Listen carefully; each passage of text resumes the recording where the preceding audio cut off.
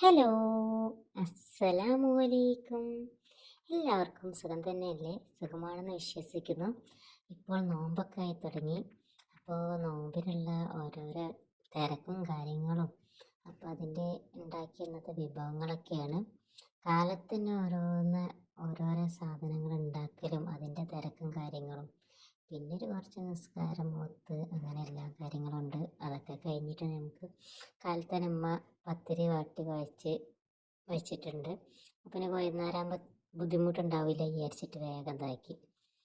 പിന്നെ പത്തിരി വാട്ടി നമ്മൾ പ്രസ്സിലാക്കിയത് പരത്തിയിട്ടൊന്നുമില്ല കേട്ടോ. ഇവിടെ പിന്നെ അങ്ങനെ പരത്തണം എന്നുള്ള നിർബന്ധങ്ങളൊന്നുമില്ല. അപ്പോൾ പിന്നെ നമുക്ക് ബീഫ് ഒന്ന് കറി വയ്ക്കാമെന്ന് വിചാരിച്ചു. കാലത്ത് തന്നെ കറികൾ വെച്ചാൽ പിന്നെ വൈകുന്നേരം നമുക്ക് പൊരിക്കടി ഇതൊക്കെ ഉണ്ടാക്കുമ്പോൾ ബുദ്ധിമുട്ടും കാര്യങ്ങളൊന്നും ഉണ്ടാവില്ല. അപ്പം ഞാനിതിൽ കുറച്ച് സവാള കറിക്കും കുറച്ച് സവാള സമൂസയ്ക്കും ഉണ്ടാക്കാൻ വെച്ച് ഒന്നാകെ വാട്ടാൻ വേണ്ടി അരിഞ്ഞ് വെച്ചതാണ്. പിന്നെ അതിലേക്ക് വേണ്ടി ഞാനൊരു കുക്കർ എടുത്തിട്ടുണ്ട്. കുറച്ച് വെളിച്ചെണ്ണ ഒഴിച്ച് നമ്മുടെ സവാള അതിലേക്ക് ഇട്ട് കൊടുത്തിട്ടുണ്ട്. പിന്നെ ഒന്ന് വാടി കിട്ടാനുള്ള ഉപ്പ് ഇട്ട് കൊടുത്ത് നമുക്ക് നല്ലതുപോലെ ഒന്ന് മിക്സാക്കി കൊടുക്കാം. ഞാൻ അതിലേക്ക് ഒരു 4 പച്ചമുളക് ഇട്ടിട്ടുണ്ട് കേട്ടോ.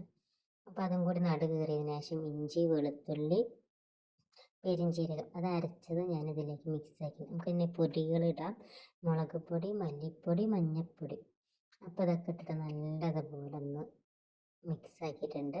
പിന്നെ അതിലേക്ക് നമുക്ക് കറിവേപ്പില ഇട്ട് കൊടുക്കാം, മല്ലിയില, പുതിനയില. അപ്പോൾ അതൊക്കെ ഞാൻ ഇട്ട് കൊടുത്തിട്ടുണ്ട്.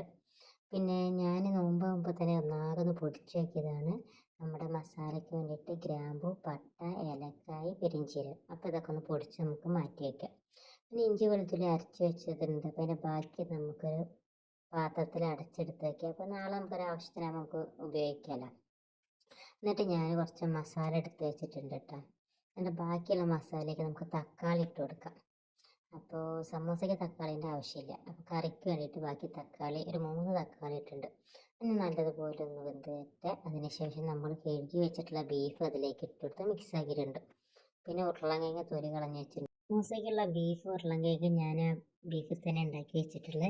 അപ്പോൾ നമുക്ക് ആ ഉരുളൻകിഴങ്ങൊക്കെ എടുത്തൊന്ന് പൊടിച്ച് വയ്ക്കാം. ബീഫ് ഒന്ന് മിക്സിയിലിട്ടൊന്ന് കറക്കിയെടുക്കാം. അപ്പോൾ നമ്മൾ ഉണ്ടാക്കി വെച്ച മസാലയും ഉരുളൻകിഴങ്ങ് ഇതൊക്കെ എല്ലാം കൂടി ഞാൻ മിക്സാക്കി വെച്ചിട്ടുണ്ട്. അപ്പോൾ ഞാൻ ഇതിലേക്ക് ലീഫ് എടുത്ത് പൊരിക്കുന്ന വീഡിയോസൊന്നും എടുക്കാൻ നേരം കിട്ടിയിട്ടില്ല, തിരക്കുണ്ട്. പിന്നെ നമ്മുടെ സമൂസ, ഈത്തപ്പഴം, ബദം, പിന്നെ ചക്ക കൊടുന്നിരുന്നു. അപ്പോൾ ചക്ക ഒക്കെ ഒന്ന് റെഡിയാക്കി വെച്ച് പിന്നെ കുറച്ച് ഫ്രൂട്ട്സ്, പിന്നെ നന്നാരി സർവത്താണ് ഉണ്ടാക്കിയത്. പിന്നെ പച്ചവളം, പിന്നെ പത്തിരിയും ബീഫ് ഞങ്ങൾ പിന്നെ കഴിച്ചു.